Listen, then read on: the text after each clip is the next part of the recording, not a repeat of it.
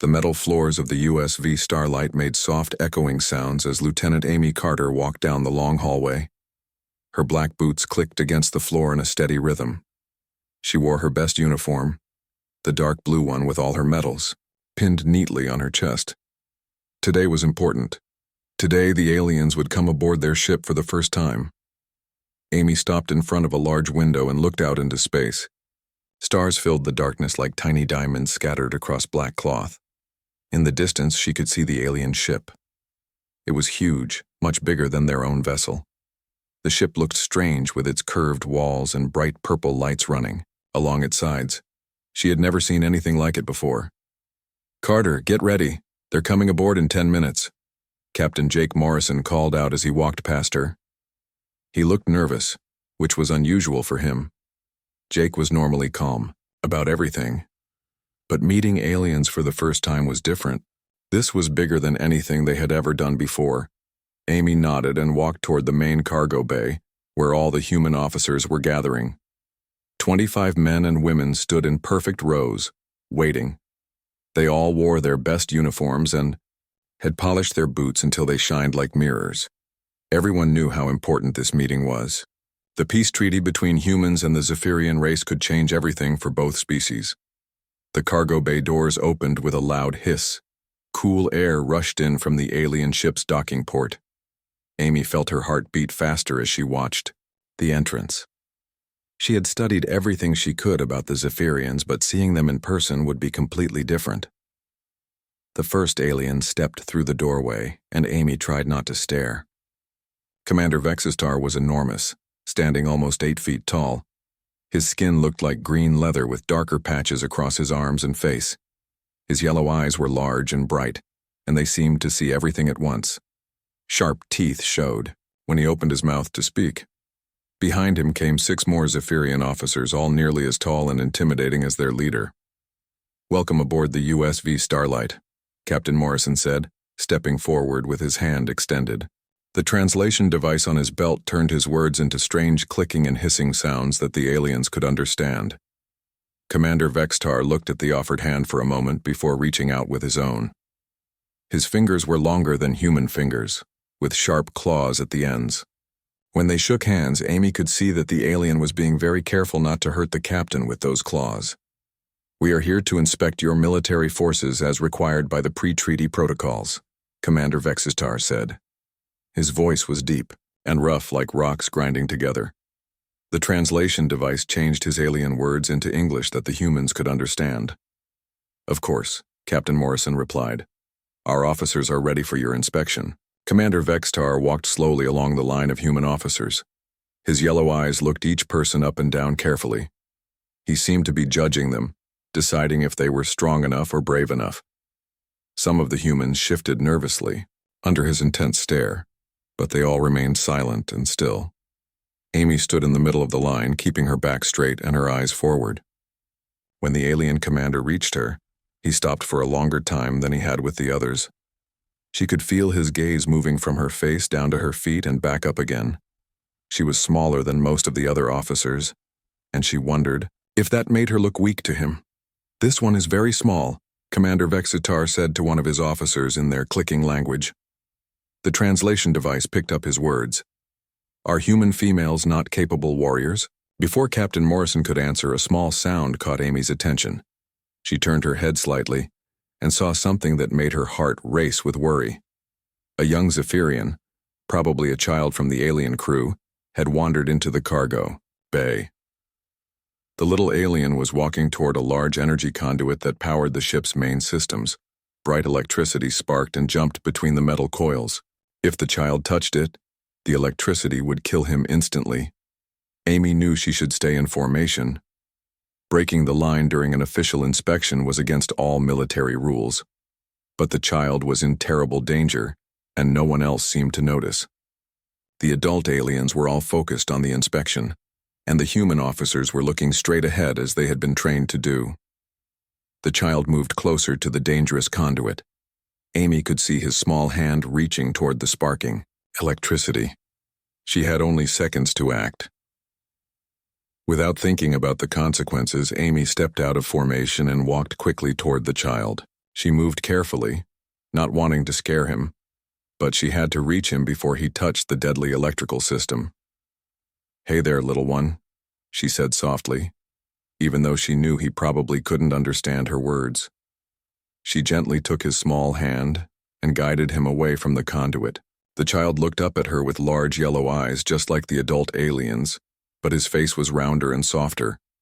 Amy led the child back toward the group of adult Zephyrians. One of the alien officers made a surprised sound when he saw her approaching, with the young one. He quickly came forward and spoke to the child in their clicking language, probably asking him why he had wandered off. When Amy turned around to return to her place in formation, she found Commander Vextar standing directly in front of her. His yellow eyes were filled with anger, and his sharp teeth were showing in what was clearly not a friendly expression. "You broke formation without permission," he said, his voice even deeper and more threatening than before. "This shows disrespect and poor discipline." Before Amy could explain about the child and the danger, Commander Vextar placed his large hand on her shoulder and shoved her backward with significant force. Amy stumbled and nearly fell, but managed to catch herself and stay on her feet. The push was hard enough to hurt, and she felt pain shoot through her shoulder and back. All the human officers tensed when they saw their fellow soldier being treated roughly. Captain Morrison took a step forward, his face showing anger at seeing one of his people pushed around. Colonel Lisa Hayes, Amy's direct superior, also moved as if she wanted to intervene, but Amy quickly held up her hand in a small gesture that told them to stay calm. She straightened her uniform, walked back to her position in the formation, and stood at attention as if nothing had happened. Her shoulder ached where the alien commander had grabbed her, but she showed no sign of pain on her face. The other human officers were amazed by Amy's self-control. They knew how strong Commander Vextar was, and they had seen how hard he had pushed her. Most people would have been angry, or at least shown some reaction to being treated that way. But Amy simply returned to her place and continued with the inspection as if the incident had never occurred. Commander Vextar seemed surprised by her reaction. He had expected her to fight back, or at least to complain about being pushed. In Zephyrian culture, any warrior would have immediately responded to such treatment with violence or loud protests. But this small human female had simply absorbed the punishment and continued with her duties. The alien commander looked at Amy with new interest, though he still seemed to view her reaction as a sign of weakness rather than strength. He continued his inspection of the human forces, but his yellow eyes kept returning to the small lieutenant who had broken formation to help his crew member and then accepted punishment without complaint. The inspection continued for another hour, with Commander Vextar asking questions about human military training and capabilities. But throughout the remaining time, both he and Amy were thinking about what had just happened, though neither of them fully understood what it meant yet. The inspection had ended 30 minutes ago, but Commander Vextar could not stop thinking about the small human female. He walked through the corridors of his own ship, his claws clicking against the metal floor. The other Zephyrian officers followed behind him, discussing what they had seen aboard the human vessel. "The humans are weaker than we expected," said Sub-Commander Kreshnor, a massive warrior who served as Vextar's second-in-command. "Did you see how that female just accepted your push without fighting back? No Zephyrian warrior would ever show such weakness." "Yes," agreed Officer Draktul. "She broke their formation rules, then when punished, she did nothing to defend her honor. These humans do not understand strength or pride." Commander Vextar nodded, but something bothered him about the whole situation. He had seen many different alien races during his long military career. Most species either fought back when challenged or showed clear signs of fear, but the human female had done neither. She had simply returned to her position and continued, as if nothing had happened. "Perhaps we should test them further," Vextar said slowly. "Before we sign this peace treaty, we need to know what kind of allies or enemies these humans might become." The group entered the main meeting room, where Captain Morrison and several human officers were waiting. The peace treaty documents lay, spread across a large table, covered with text in both human and Zephyrian languages. Both sides had been working on these agreements for months through long-distance communications. "Commander Vextar," Captain Morrison said, standing up as the aliens entered. "I hope you found our inspection satisfactory." "Your soldiers follow orders well," Vextar replied, "but we have concerns about human military capabilities. Our people value strength and combat skill above all else. Before we proceed with this treaty, we would like to see a demonstration." Captain Morrison looked confused. "What kind of demonstration?" "A combat test," Vexitar explained. "One of your warriors against one of ours. Not to the death, of course, but a real fight to show the fighting spirit of your people." The human officers exchanged worried glances. They had hoped to avoid any kind of violent confrontation during these peace talks. Colonel Lisa Hayes stepped forward. "Commander, we came here to discuss peace, not to fight," she said carefully. "Our species should be working together, not testing each other in combat." Sub-Commander Kreshnor laughed, a harsh sound that filled the room. "See? They are afraid to fight. These humans talk about peace because they are too weak for war." Captain Morrison felt his anger rising, but he controlled himself. Starting a fight now would ruin everything they had worked for. "We are not afraid," he said firmly, "but we believe there are better ways to show strength than through violence." "Then prove it," Commander Vextar said. His yellow eyes gleamed with challenge. "Let one of your people face Kreshnor in combat. If humans are truly strong, they should not fear a simple test." The room fell silent. The human officers knew this was a trap. If they refused, the aliens would think they were cowards.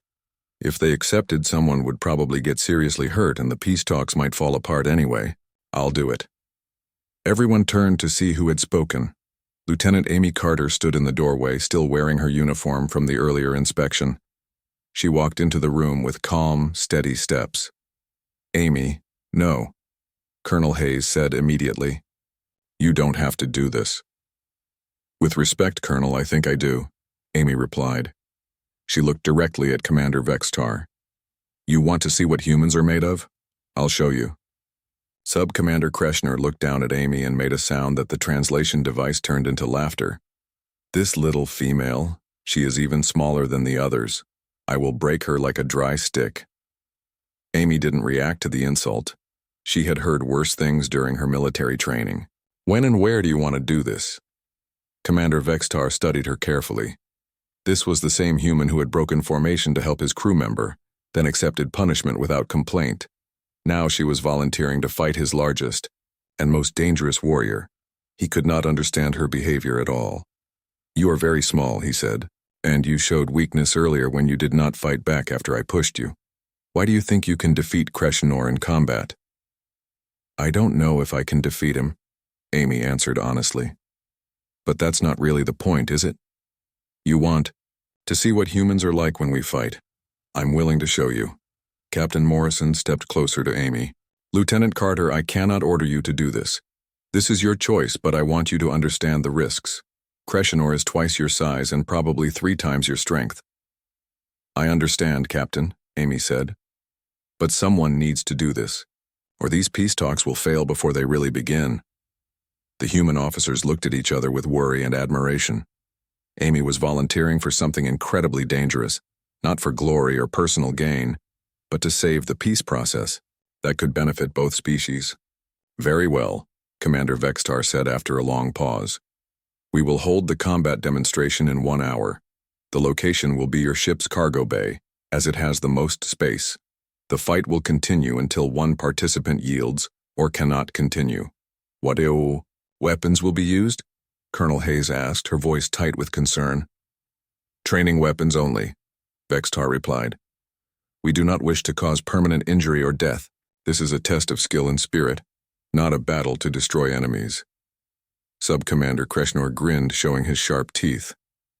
"I will enjoy this. It has been too long since I had a proper fight." Amy nodded calmly. "I'll need some time to prepare." 1 hour, Commander Vextar repeated.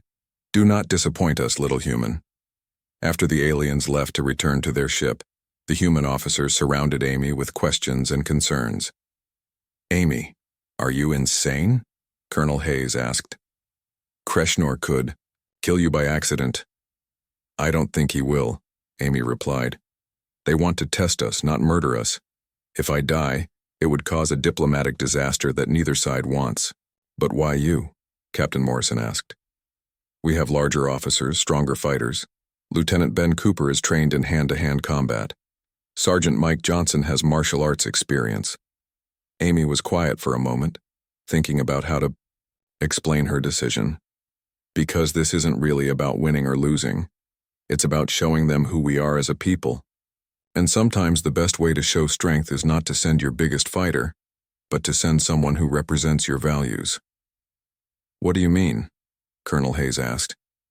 They think I'm weak because I helped their child and didn't fight back when Vexter pushed me, Amy explained. They see those actions as signs of weakness. But what if I can show them that those same qualities that they think make me weak actually make me strong?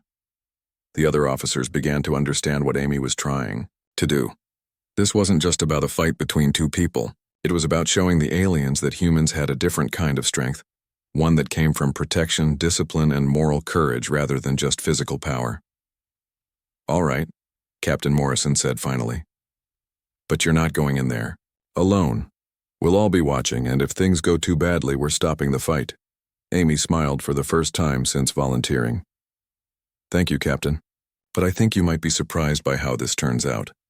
As the human officers began preparing for the combat demonstration, none of them knew that this fight would change everything both species thought they knew about strength, courage, and what it truly meant to be a warrior. The cargo bay had been cleared and turned into a fighting arena. Both human and Zephyrian officers stood around the edges, creating a circle of watchers. The humans looked nervous and worried, while the aliens appeared excited and confident. Some of the Zephyrians were making clicking sounds that their translation devices said were laughter. Amy walked into the center of the arena, wearing simple training clothes instead of her formal uniform. She had chosen lightweight pants and a plain shirt that would allow her to move freely. Her boots were the same ones she wore for exercise with good grip on the metal floor. Sub-Commander Crescenor entered from the opposite side, and the difference between the two fighters was shocking. He stood nearly 8 feet tall and was covered in thick natural armor plating that looked like dark green leather. His arms were as thick as Amy's waist, and his clawed hands could probably crush steel. When he moved, his muscles rippled under, his armored skin like powerful machines. Look at this, one of the Zephyrian officers said to his companion. She is like a child standing next to Crescenor. This will be over in seconds. Amy heard the comment through the translation device, but she didn't let it bother her. She had always been smaller than most people she fought, and she had learned long ago that size wasn't everything in combat. Commander Vextar stepped into the center of the arena, standing between the two fighters. The rules are simple, he announced. No killing blows, no permanent injury. The fight ends when one fighter yields or cannot continue. You may use any fighting technique except those designed to cause death. He looked at Amy, then at Crescenor. Choose your weapons. A table had been set up with various training weapons. Crescenor walked over and picked up a large staff that was almost as tall as Amy herself. The weapon was thick and heavy, designed for someone with his massive strength. He swung it through the air, making a whooshing sound that showed how fast and powerful his strikes would be. Amy looked at the weapons for a long moment. There were swords, knives, clubs, and other tools that might help her reach Crescenor despite his height advantage. But instead of picking up a weapon, she stepped back from the table. I don't need a weapon, she said simply. The Zephyrians made sounds of disbelief. Even the human officers looked surprised by her choice. Fighting an armed opponent while unarmed was extremely dangerous, especially when that opponent was twice your size. Are you certain? Commander Vextar asked. Crescenor will not hold back just because you are weaponless. I'm certain, Amy replied. This is how I choose to fight. Crescenor laughed, a harsh sound that echoed through the cargo bay. The little human has courage, I will give her that. Stupid courage, but courage nonetheless. Commander Vexitar stepped back to the edge of the arena. Begin, he commanded. Crescenor immediately attacked, swinging his heavy staff in a wide arc that would have crushed Amy's ribs if it had connected. But Amy was no longer where the staff was aimed. She had dropped low and rolled to the side, moving with surprising speed and grace. The alien warrior spun around and struck again, this time bringing the staff down from above like a hammer. Amy twisted away, and the weapon crashed into the metal floor with a loud clang that rang through the entire cargo bay. For the first few minutes, the fight looked exactly like what everyone expected. Kreshnor was bigger, stronger, and armed, while Amy was small, quick, and seemingly helpless. She spent all her time dodging and running, never getting close enough to attack. "She's just delaying the inevitable," one of the Zephyrian officers commented. "Soon she will tire from all that running and then Kreshnor will finish her." But Amy wasn't just running randomly. She was studying her opponent, learning his patterns and habits. She noticed that Kreshnor always paused for just a moment after his biggest swings, recovering his balance. She saw that he favored attacking from his right side, and that he tended to aim for where she was rather than where she was going. More importantly, she noticed something that the alien had probably never had to worry about before. Kreshnor was used to fighting opponents who were nearly as large and strong as himself. He had never learned to fight someone who could move the way Amy moved. The first time Amy went on the attack, it surprised everyone watching. Kreshnor swung, his staff in another wide arc, and instead of dodging away, Amy ducked under the weapon and stepped forward. Before the alien could react, she struck him hard in the side with her elbow, right in a gap between his armor plates. Kreshnor grunted, in pain, and staggered sideways. It was the first time in the fight that he had been hurt, and the first time the Zephyrians had seen their champion in trouble. "Lucky hit," Kreshnor growled, but his voice showed more respect than before. The fight changed after that. Amy was no longer just running and dodging. She began to attack whenever she saw an opening, striking quickly and then moving away before Kreshnor could counterattack. Her hits were not as powerful as his would be, but they were precise and well-aimed. What amazed the watchers was not just Amy's fighting skill, but her attitude during the combat. When Kreshnor stumbled over some equipment that had been left on the floor, Amy could have attacked him while he was off balance. Instead, she stepped back and waited for him to recover his footing. "Why did you not strike?" Kreshnor asked, breathing heavily from the exertion of swinging his heavy weapon.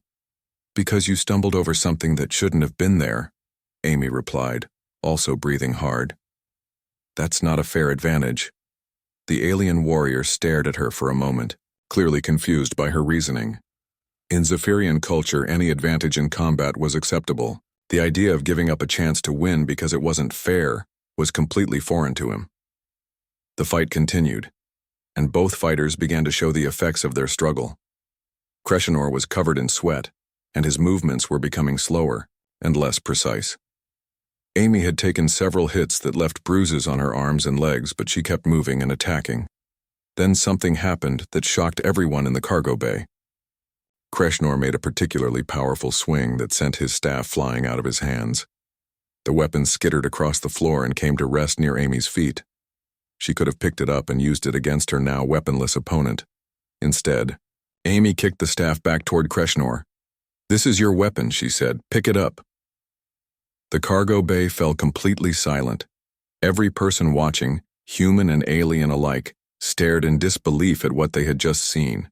Amy had given up a huge advantage, possibly her best chance to win the fight, because she believed it was the right thing to do.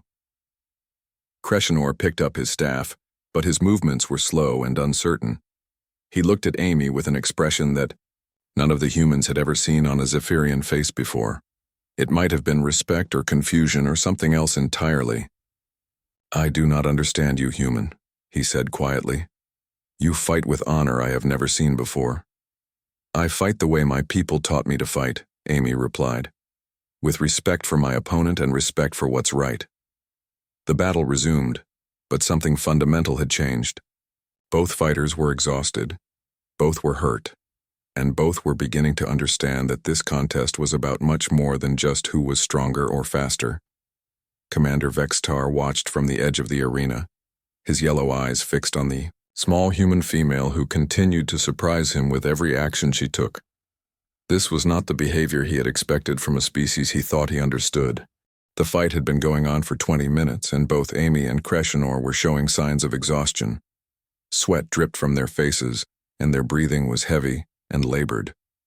The cargo bay was completely silent except for the sounds of their movements and the occasional impact of fist against armor or staff against metal floor. Amy's left arm was badly bruised where Crescenor's staff had caught her during one of his swings. Her right leg had a deep scrape from when she had rolled away too slowly and scraped against the rough metal floor. But despite her injuries, she continued to move with determination and focus. Crescenor was in better physical condition due to his size and natural armor, but he was clearly frustrated. He had never fought an opponent like Amy before. Every time he thought he had her cornered, she would slip away and strike him in a place he hadn't expected. His armor protected him from serious injury, but the accumulated pain from her precise hits was beginning to affect him. "Stand still and fight like a warrior," Crescenor said between heavy breaths. "All this running and hiding is not honorable combat." Amy wiped sweat from her eyes and looked at him steadily. "I am fighting like a warrior, just not the kind of warrior you're used to."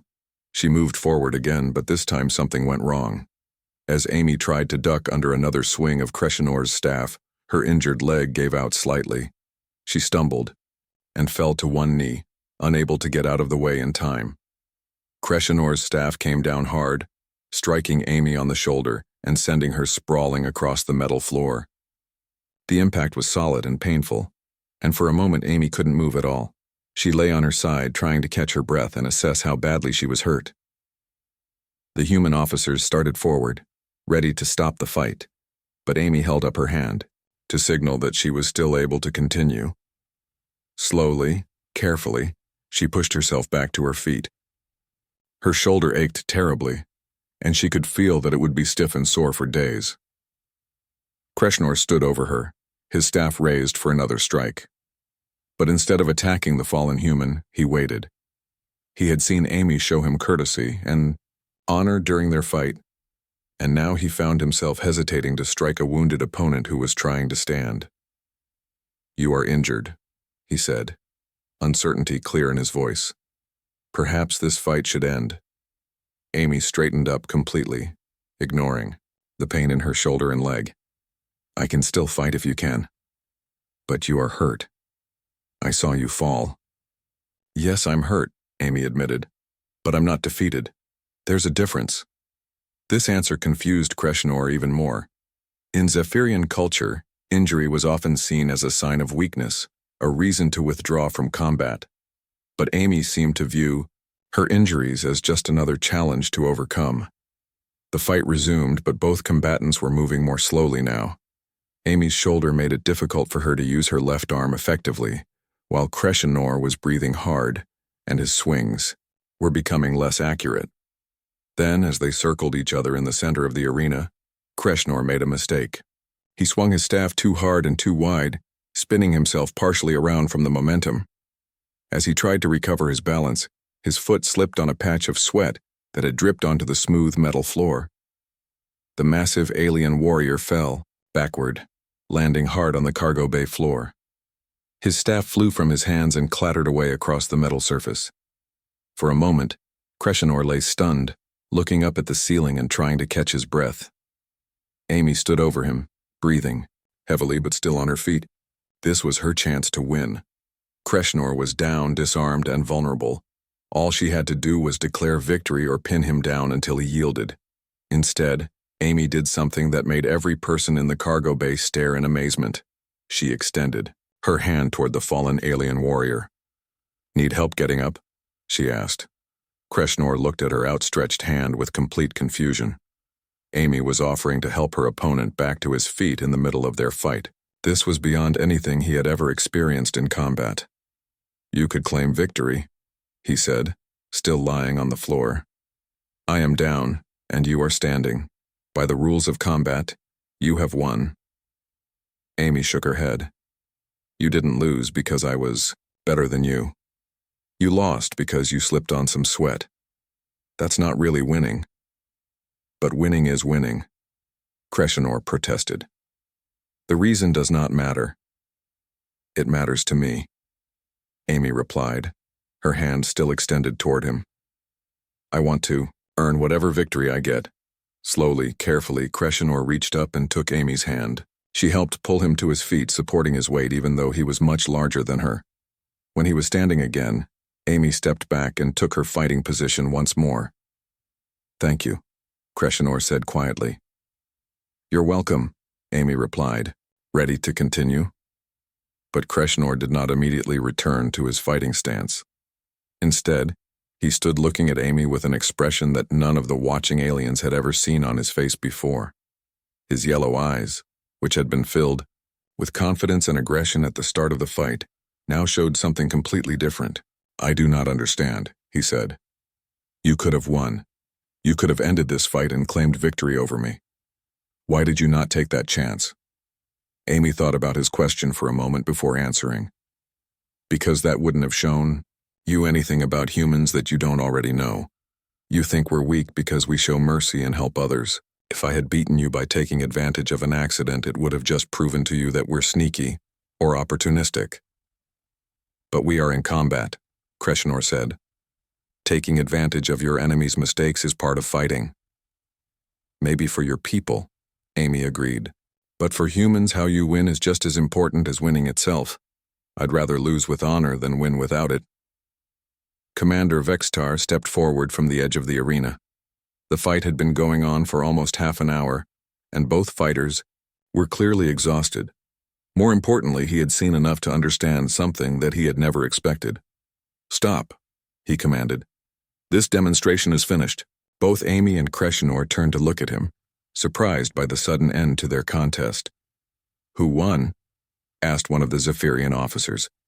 Commander Vexitar looked at Amy, then at Crescenor, then back at Amy. That is not the right question, he said slowly. The right question is what we have learned. Amy and Crescenor were both breathing heavily and covered in sweat and bruises. Neither had achieved a clear victory over the other, but both had shown something unexpected during their fight. I have fought many battles and defeated many enemies, Crescenor said, addressing Amy directly. But I have never fought anyone who showed me kindness in the middle of combat. You are not what I expected humans to be. Amy nodded respectfully. You're a skilled warrior, and you fought with honor. Thank you for the match. The two fighters stood facing each other in the center of the arena, both hurt, both tired, but both showing mutual respect that had not existed when the fight began.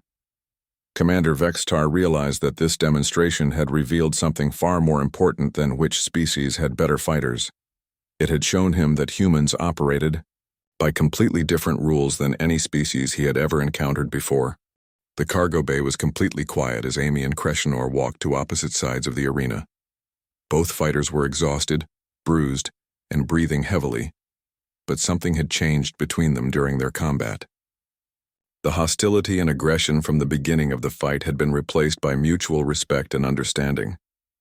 Commander Vextar stood in the center of the arena, his yellow eyes moving back and forth between the human and Zephyrian fighters. His mind was working hard to process everything he had witnessed during the past hour. This demonstration had not gone the way he had expected at all. Medical attention for both fighters, he commanded. Two Zephyrian medics came forward with their healing devices, scanning Amy and Crescenor for serious injuries. The human medical officer, Dr. Linda Hayes, also approached to check on Amy's condition. Nothing broken, Dr. Hayes reported after examining Amy's shoulder and leg. But you're going to be very sore for the next few days. That was quite a beating you took. Amy nodded, wincing as the doctor touched her bruised shoulder. I've had worse during training exercises. Crescenor overheard her comment and looked surprised. Your people train by fighting this hard against each other? Sometimes, Amy replied. We believe that tough training makes for better soldiers. But more importantly, it teaches us to keep going even when we're hurt or tired. The Zephyrian medic finished scanning Crescenor and spoke to him in their clicking language. The translation device converted his words to English. Minor bruising and muscle strain, no permanent damage. But I do not understand how such a small opponent caused so much accumulated pain. Commander Vexitar approached Amy directly. His massive form towered over her. just as it had during the inspection earlier that day. But his expression was completely different now. The contempt and dismissal had been replaced by confusion and growing respect. "Lieutenant Carter," he said formally, "I owe you an explanation and an apology." Amy looked up at him, surprised by his words. "Commander, when I pushed you during the inspection, I believed you were weak because you did not fight back. When you broke formation to help our young crew member, I thought you lacked discipline. I was wrong about both things." The other Zephyrian officers were listening carefully to their commander's words. Some of them looked confused by his change in attitude, while others were beginning to understand what he had realized. "Your actions were not signs of weakness," Vextar continued. "They were signs of a different kind of strength, a strength that my people do not possess and do not understand." Captain Morrison stepped forward from the group of watching humans. "What do you mean, Commander?" Vextar turned to address both the human and Zephyrian officers who were gathered around the arena. "We Zephyrians have built our entire society around individual strength and dominance. We respect power, and we use power to solve our problems. When we see someone who chooses not to use their full strength, we assume they are weak." He gestured toward Amy. "But this human showed me something different. She chose restraint over retaliation when I pushed her. She chose duty over self-preservation when she helped our child. She chose honor over victory during her fight with Crescenor. These were not acts of weakness. They were acts of incredible strength." Sub-Commander Crescenor nodded slowly. "I have never fought anyone who made me want to be a better warrior, rather than just a stronger one. Lieutenant Carter fought with a kind of honor I did not know existed." Amy felt embarrassed by all the attention and praise. "I just did what any human would do in the same situation." "No," Commander Vextar said firmly. "That is exactly the point. You did what any human would do, but no other species we have encountered would make the same choices. Your people are not stronger than us in body, but you are stronger in ways we never considered." Officer Draktul, one of the younger Zephyrians, spoke up. "Commander, I still do not understand. How is helping an enemy or showing mercy to an opponent a sign of strength?" Commander Vextar thought carefully before answering. "Because it requires more power to choose restraint than to choose violence. It is easy to push back when someone pushes you. It is difficult to control yourself and think about larger consequences. Lieutenant Carter could have fought me when I pushed her, but she chose to think about the peace treaty and the good of both our peoples instead." Colonel Lisa Hayes stepped forward. "Commander Vextar, are you saying that you now understand why Amy acted the way she did?" "I am beginning to," Vextar replied. "Your species does not fight only for conquest or survival.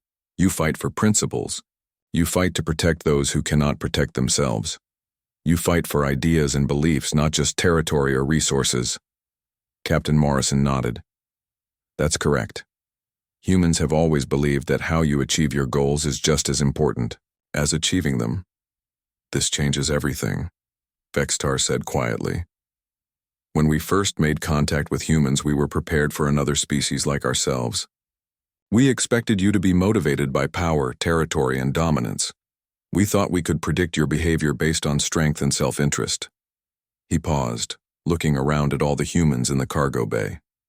"But you are motivated by concepts we barely have words for. Justice, compassion, honor, protection of the innocent. These ideas make you unpredictable in ways that could be either very dangerous or very valuable." Amy finally spoke up. "Commander, may I ask you something?" "Of course. What happens now? Does this change the peace treaty negotiations?" Commander Vextar was quiet for a long moment, considering her question. The cargo bay was completely silent, as everyone waited for his answer.